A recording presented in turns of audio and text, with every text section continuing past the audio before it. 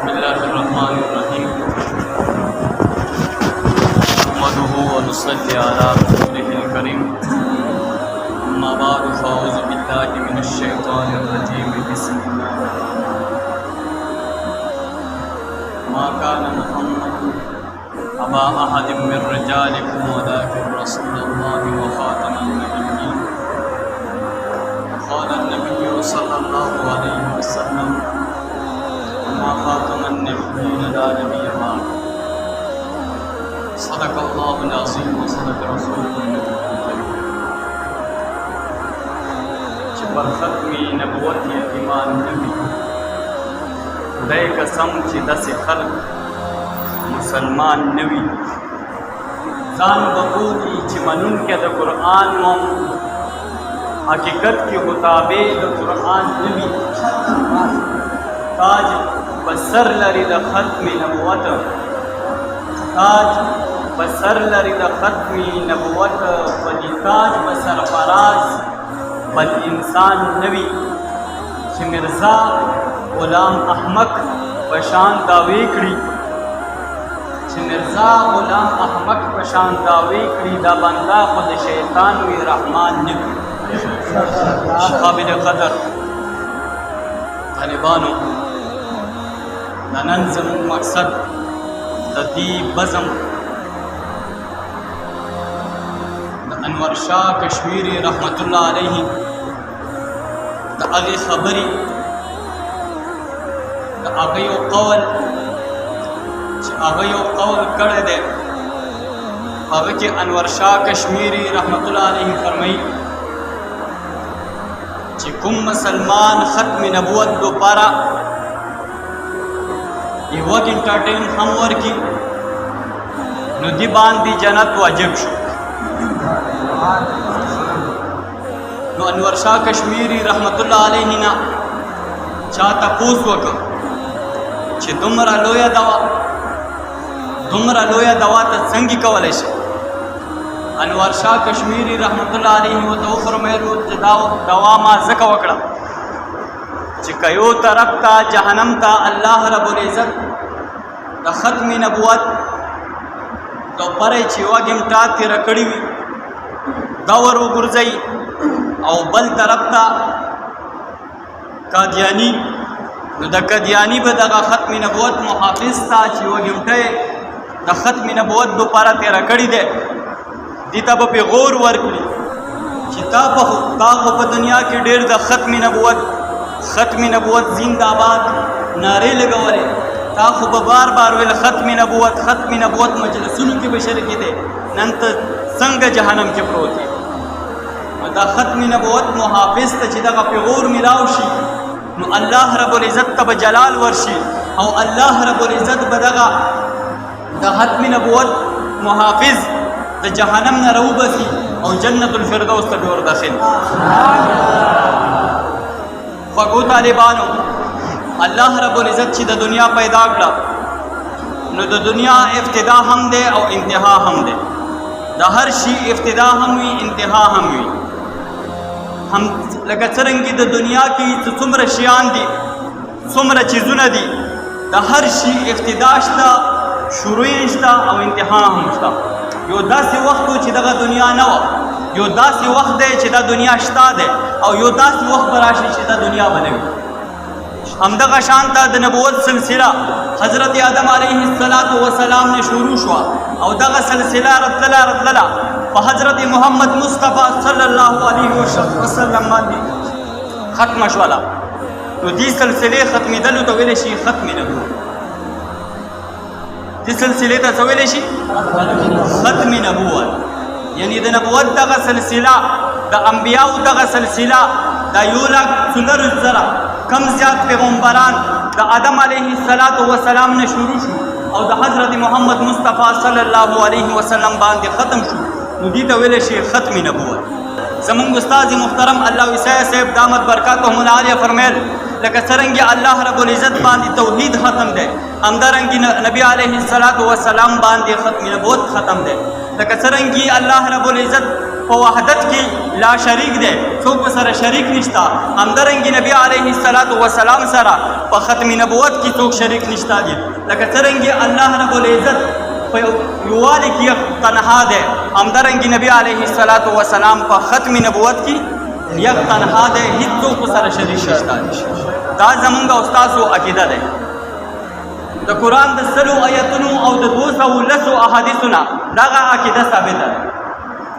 دا دومره لویه عقیده ده چې صحابه کرامو تقریبا 20 غزوګانې داسې دي، 20 جنګونه داسې دي چې هغه کې نبی علیه السلام بنفس نبی شرکت کړی دی، یعنی په خپله شرکت کړی دی. او مکمل 50 جنګونه جوړېږي چې نبی علیه السلام په وخت کې د هغه په ذمہ داری کې شوي دي. نو دغو 50 جنګونو کې 259 کسان شهیدان شوي دي. او صرف د ختم نبوت لپاره چې جنګ یمامه کوم جنګ وشو په دې کې 1200 صحابه کرام شهیدان شوي دي، چې په دې کې 200 صرف هغه حفاظ او قاریان او عالمان. نو دا دومره لویه عقیده چې کله نبی علیه السلام دنیا نه تلو، نبی علیه السلام یو حدیث شریف دی، زمانه بعد به 10 دروغجن هغه به د نبوت دعوی کوي، هر یو بیایي چې زه نبی یم. او نبی علیه السلام فرمایي چې زه آخري نبی یم، ما نه بعد به بل نبی نه به پیدا کېږي. نو نبی علیه السلام دی حدیث مطابق چې د نبی علیه السلام خبره دروغ نشي کېدلی. نو چې کله اول دوا اسود غنسی وکړ، صحابه کرامو ایروزي دی لمی ورغی، د هغه نه سر کاټ کو هغه مردار. او دی پسې بیا مسلمه بن کذاب راغی چې کله نبی علیه السلام دنیا کې موجود و. زه تفصیل سره نڅم، د مسلمه بن کذاب ډیره اوږده خبره ده، ډیره اوږده واقعه ده، خو زما سره د ستاسو د ټیم احساس ده. او آخري خبره به زه د مفتی محمود رحمت الله علیه د هغه مناظرې څه هغه مرزا نصیر سره په پارلیمنټ کې شوي دی. مونږ د الله وسای صاحب نه د اکابرینو ختم نبوت نه څه کومې خبرې اورېدلې دي یا مونږ مطالعه کړي دي، هغه به ستاسو مخکې اړوم، خو مختصر تاریخ بیانوم ستاسو ته.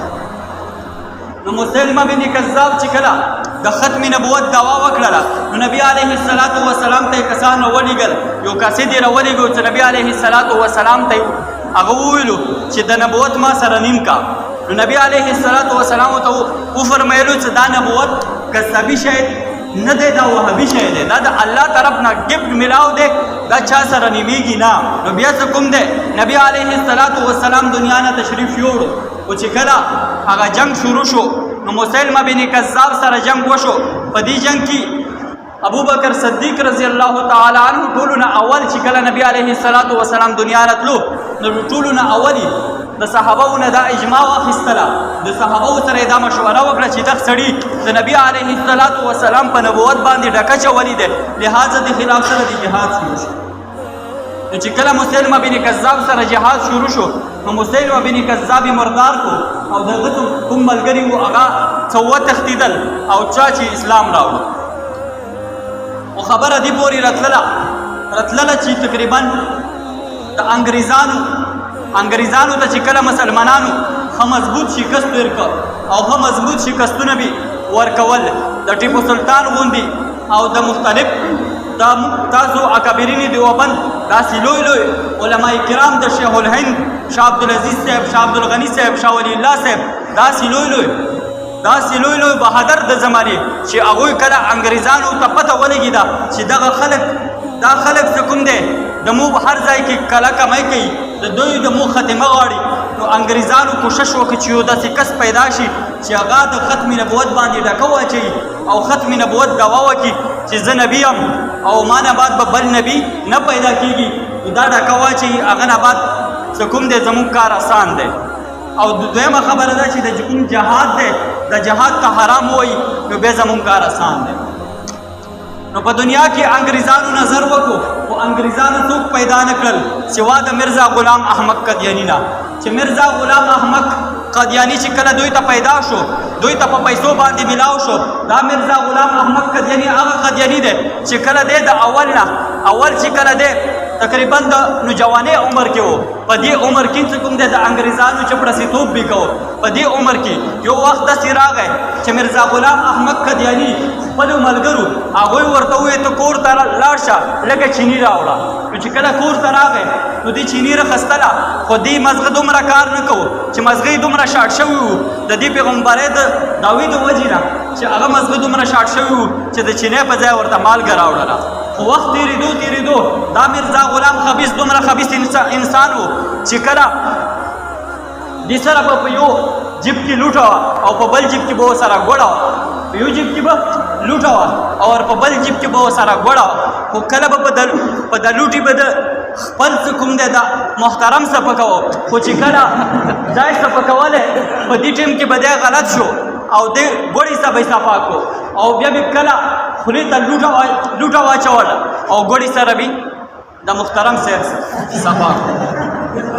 نو دا دومره خبیث انسان و چې دې تقریبا دې ته سل بیمارۍ لګېدلې وې. دا داسې خبیث انسان و چې دې ته سل بیمارۍ لګېدلې وې او ورځ کې به سل ځله متیازي کولې او په دنیا کې داسې بیماري نشته چې میرزا غلام احمد قادیاني ته لګېدلې نه وي. میرزا غلام احمد قادیاني د هغه قادیاني دی چې د دې قادیاني د دې مردار د دې خبیث انسان د دې پته ټولې دنیا ته شته چې د څومره کنځلې دي هغه ټولې هغه واړه دي جمع کړي دي د امت مسلمه نوجوانانو ته او هغه خلکو ته دي هغه کنځلې کړي دي چې کومو خلکو د میرزا غلام احمد قادیاني د نبوت ته انکار کړی. د الف نه راونیسه زمونږ استاد محترم الله وسای صاحب دامت برکاتهم العالیه هغه واړه د الف نه راونیسه تر یا پورې هغه جمع کړي دي احمد کو بیوقوف او دا مختلفي کنځلې دي میرزا غلام احمد قادیاني کړي. او دې پورې چې دا میرزا غلام احمد قادیاني به چې کومه خبره کوله چې مخکې به داسې کېږي نو هغه شی به نه کېدلو. د الله رب العزت دغه شان و چې دې به کومه پیشګویي کوله دغې پیشګویۍ مطابق به کار نه کېدلو. او خبره دې ته راغله چې میرزا غلام احمد قادیاني دې به څه کوم دی دې د انګریزانو په مشورې سره بس په دې خبرې باندې غور او فکر وکړو چې یاره دې کې ماته پیدا ده او ماته دې کې پیدا ملويږي زما کور به آباد وي زما کلی به آباد وي زما کورنۍ به آباد وي زما جیب به ډک وي. نو دې څه کوم دی د جهاد نه انکار وکړو او کله به وی حجر اسود یم کله به وی ابن مریم یم کله به وی عیسی علیه السلام یم کله به وی مهدی علیه السلام یم او کله به سوي خو اخیری راغی وی زه نبی یم د نبوت دعوی نه وکړي. بیا اخیری راغی وی زه نبی یم خو محمد رسول الله صلی الله علیه وسلم هغه نبوت مکمل کړی نه و هغه دین مکمل کړی نه و کوم دین نه و مکمل کړی نعوذ بالله هغه دین به زه مکمل دی خبیث داسې خبیثه دعوا وکړه وی چې محمد رسول الله صلی الله علیه وسلم نبوت محمد رسول الله هغه دین مکمل کړی نه و او زه به کوم دین مکمل کوم. نو دی خبیث کوم دی حالانکه نبی علیه السلام بلکې بار الله رب العزت فرمایي الیوم اکملت ما دین مکمل کړی دی او دی خبیث نه دی مکمل کړی. به چې چاونه تاسو وکستا کلمه کومه ده هغه لا اله الا الله محمد رسول الله ولی زکه ز محمد یم د اغنو محمد او زمانو محمد ده. نعوذ بالله دی خبیث په 1901 کې د نبوت دعوا وکړه او داسې نبوت دعوا وکړه چې وې زه اخري نبی یم ما نه بعد به بل نبی نه پیدا کېږي دا دعوا یې وکړه. نو بیا راځه په دې خبرې تاسو مختصر زه بیا پیوم.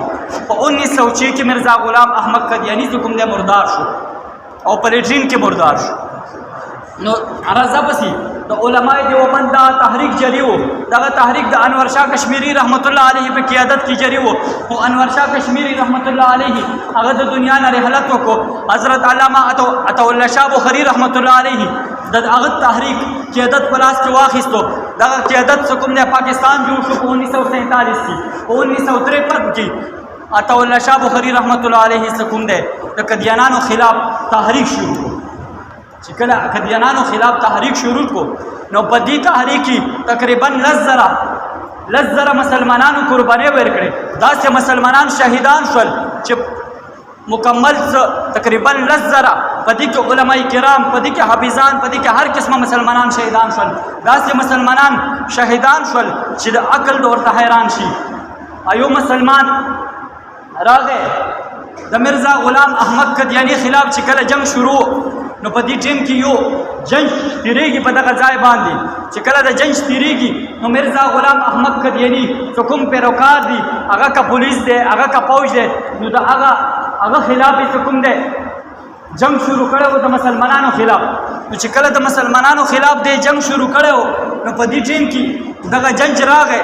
په دې کې هغوی ته پته ولګېده چې د جنگ شروع دی. نو هغې نه مور تپوس وکړه خپل بچي نه چې دا څه چل دی. هغه ورته ووایي دا په ختم نبوت باندې جنگ دی د قدیانانو سره. نو بچي ته یې ووایي ودونه مدونه نه دي پکار، اول په نبي باندې ځان قربان کړه، ختم نبوت باندې قربان شه ځه. نو هغه بچی مخته کېږي، هغه بچی د قدیاني سره په جنگ کې شهید کېږي، هغه مکمل شهید شو. او بیا څه کوم دی اذان شروع دی، یو څه کوم دی پکې اذان کې الله اکبر وایي، هغه شهید شو. دویم پکې راغی اشهد ان لا اله الا الله، شهید شو. اشهد ان محمد رسول الله، حي علی الصلاة حي علی الفلاح. تقریبا اذان کې 18 کسان شهیدان شو. 18 کسانو په یو اذان باندې د شهادت قرباني ورکړله.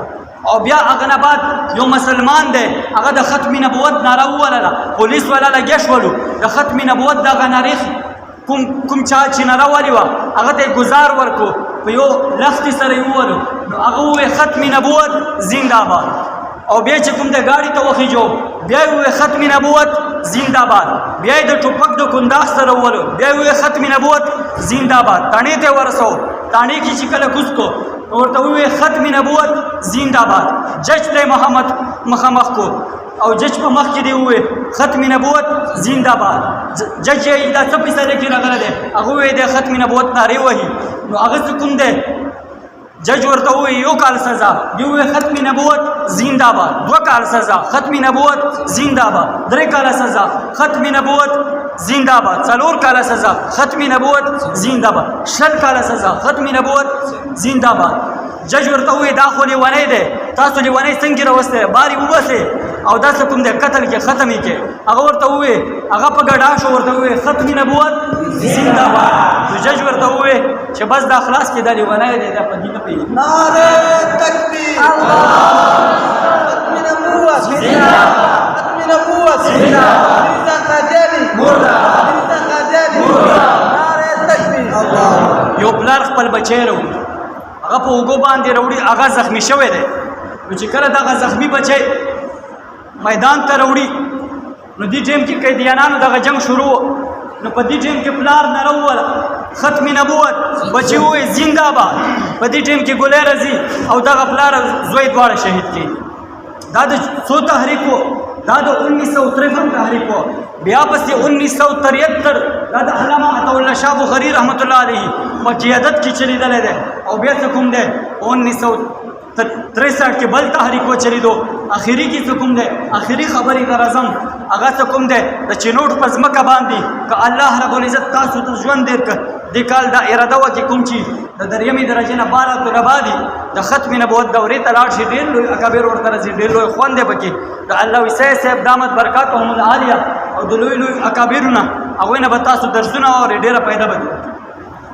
نو هلته چینوټ په ځمکه باندې چې هلته مکمل قدیاني دی، د قدیانانو ځمکه دی، په دغه ځمکه باندې دغه ټرین تېرېدلو، په دې ټرین پورې دغه قدیانانو چې کوم دی خپل لیټریچري خپل معلومات تقسیم کړو. د مرزا غلام احمد قدیاني په باره کې د هغوی صفت و، خو مرزا غلام احمد قدیاني صفت چې کوم دی کالج والا برداشت نه کړو، هغوی وویل ختم نبوت زنده‌باد.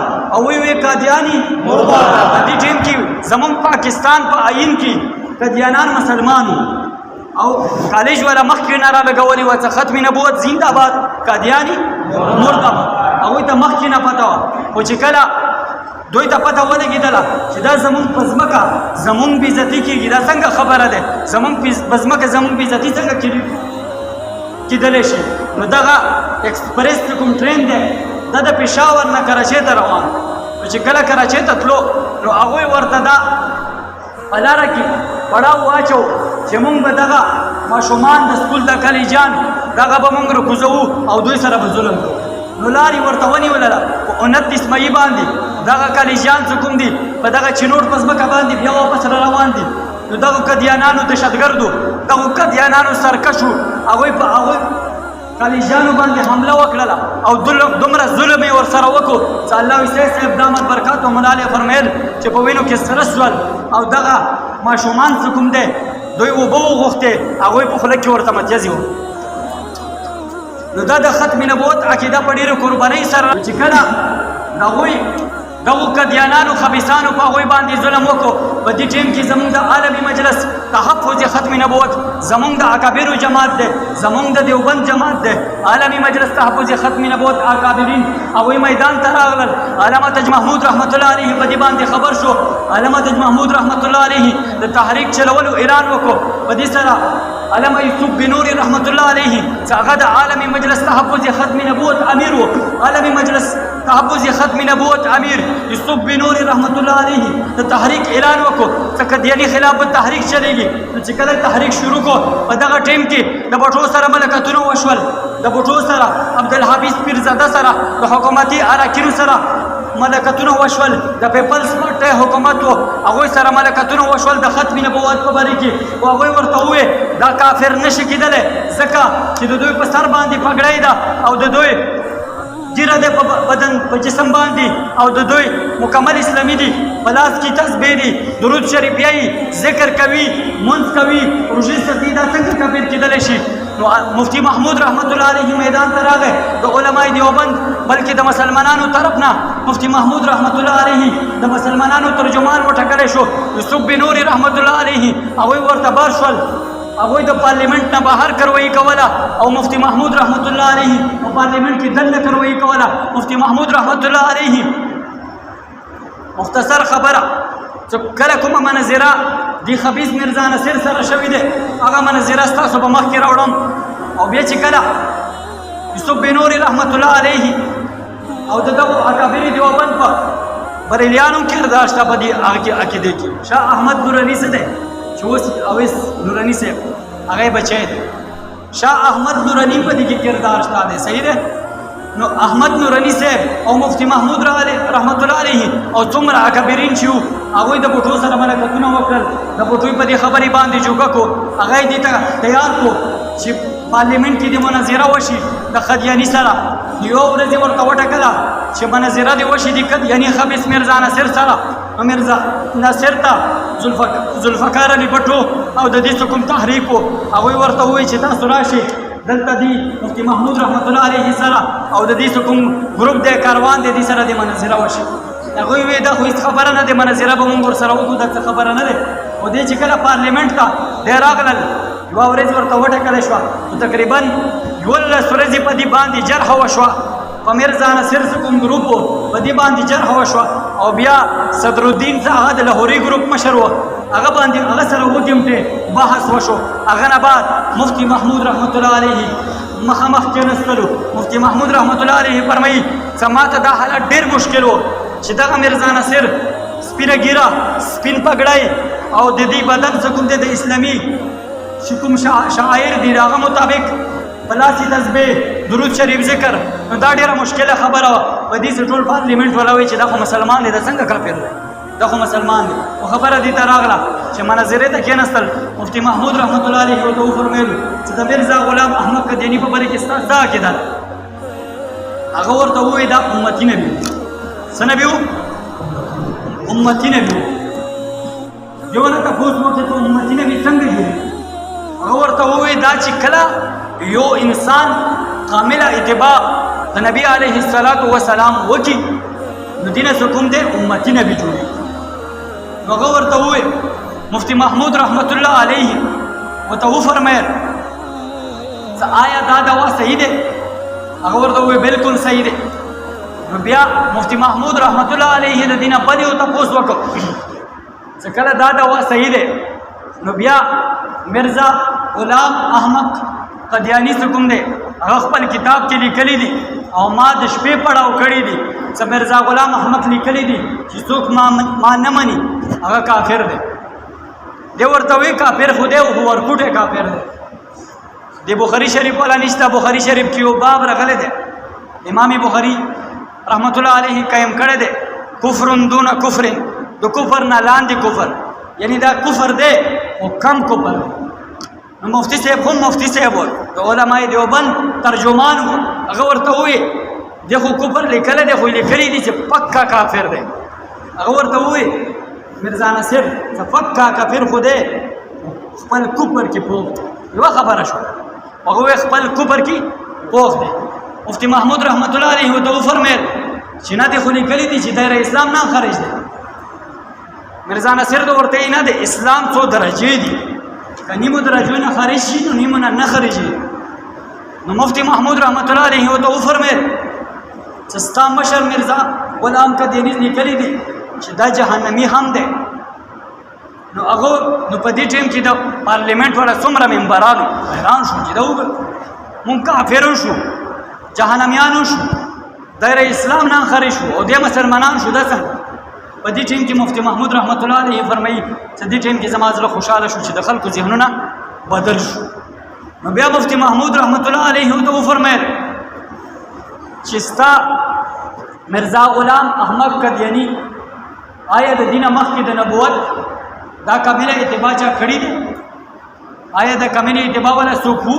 آیا حضرت عمر رضی الله تعالی عنہ، حضرت ابوبکر صدیق رضی الله تعالی عنہ د کامله اتباع نه کړي؟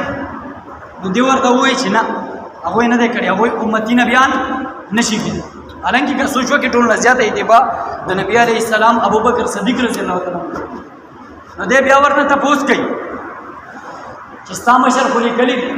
ورته بیا دا وفرمیل مفتی محمود رحمت الله علیه چې بیا خو صحیح شوه، زما او ستا عقیده په دغه ځای کې یو ځای کېږي.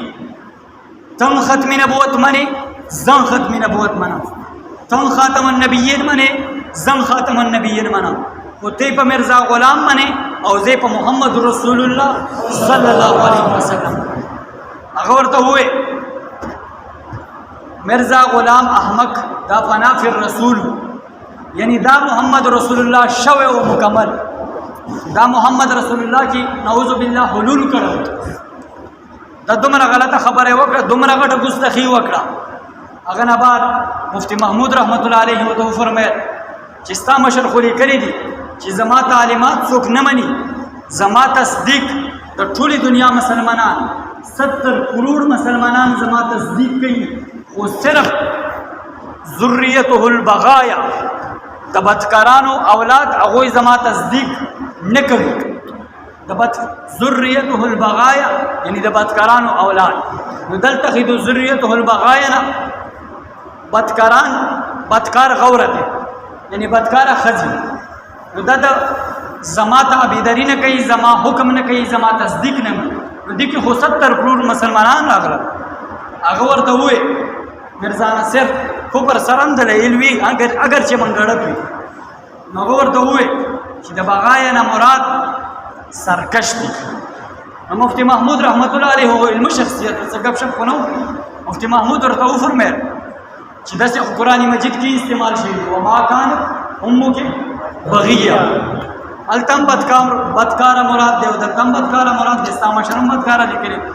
نو دې خبیث ورته ووی چې هلته بغیه دی دلته بغایا دی. نو مفتی صاحب ورته وفرمیل چې دا د مفرد او د جمع فرق دی، نور دا د مفرد او د جمع فرق دی، نور څه فرق پکې نشته. تا ته زه چیلنج در کوم چې د دنیا څومره کتابونه راوړه او بغایا نه ماته سرکش سفید کا. مفتی صاحب علم چیلنج ټولو پتیانانو ته ورکو چې د بغایا نه ماته سرکش ثابت که زه به درته ثابتوم چې بدکار نه مراد. نو په دې ټیم کې ټول مفتی محمود رحمت الله علیه څومره کارکنانو د پارلیمنت کې ونه راشو چې ختم نبوت. نو په دې ټیم کې د پارلیمنت ممبرانو ذهن بدل شو او کمیټي جوړه شوله. عبدالحفیظ پیرزاده وزیر قانون دی. عبدالحفیظ پیرزاده اوس ورته یې چې ټیک دی دا به مونږ په آئین کې ولیکو چې دا د احمدیان دي. مفتی صاحب ورته وفرمیل دا د سره بالکل نه منم، دا احمدیان نه دي، احمدیان هم مونږ یو، احمدیان مونږ یو. دی ورته وایي ښه ټیک دی احمدیان یې نه منې مونږ سره. مونږ به د مفتی صاحب ته وفرمیل ښه که احمدیان دی ورته وایي چې کافرې ولې کا دی وایي کافرې ملې کا احمدیانې ولې کا او بیا مفتي صاحب ورته وفرمیل چې نه احمدیان مونږ یو هغه ورته وفرمیل مفتي صاحب څخه داسې ولیکه مرزا غلام احمد کی فیروکار د مرزا غلام احمد فیروکاران ولیکه نو دی عبدالحفیظ پیرزاده سره خو ډېر چلونه وو ډېر سازشونه وو باطل ډېر لوی سازش کوي دا خو زمونږ علما دي چې پارلیمنټ کې جنګېږي سره نو هغه چې کوم دی هغه ورته وفرمیل پیرزاده د یو شخص د یو فرد نوم چې کوم دی په علم کې منې که د یو شخص یو فرد هغه ورته یو شخص او یو فرد نوم چې کوم دی په علم کې لیکلی شوی دی د قائد اعظم محمد علي جناح او علامه اقبال چې کوم دی دوی نومونه په علم کې شته دي دغه عبدالحفیظ پیرزاده ورته وویلو چې دغه مرزا غلام پلیت انسان و د پلیت انسان دغه نوم په دې عین کې مه لیکه دې سره عین پلیت دی مفتي صاحب خو مفتي صاحب وکړه هغه ورته وفرمیل چې داسې خو قرآن مجید کې د ابلیس نوم راغلی دی د فرعون نوم راغلی دی د قارون نوم راغلی دی هغه ټولو کې زیات پلیت انسانان وو خو چې کوم دی هغه سره په قرآن مجید په حقانیت هغه په صداقت باندې هېڅ فرق نه دی راغلی نو خبره دې پورې راغله چې عبدالحفیظ حیران کو عبدالحفیظ پیرزاده حیران کو هغه ته کوم دی ورته ولیکل چې قادیانی لاہوری اور رب و گروپ دونوں کافر نعرہ تکبیر نعرہ تکبیر ختم نبوت ختم نبوت مرزا قادیانی 260 اور 160 دا حکم دے سی دا زمون عین کی مفتی محمود رحمت اللہ علیہ و برکت سرا او د علماء سروي رحمت الله علیه او بزرګي سره او د یوسف بنوري رحمت الله علیه په دعاګانو سره او د عالمي مجلس تحفظ ختم نبوت په برکت سره او د جمعیت علماء اسلام یعنی جمعیت علماء اسلام مخکې نه وو پارلیمنټ کې نه وو د هغه ممبران کامیاب شوي نه وو خو مخکې چې کوم د قادیاني نشو کفر دی چې کله زموږ مفتی محمود رحمت الله علیه پارلیمنٹ ته لاړو نو هغه نه بعد قادیانان کافر شول تر څو پورې چې زمونږ علماء کرام په پارلیمنٹ کې وي ان شاء الله دغه قادیانان به کوم دی زمونږ او ستاسو په مذهب باندې زمونږ ستاسو عین کې به زمونږ ستاسو عین باندې هېڅ کله ډکه نشي اچولی ان شاء الله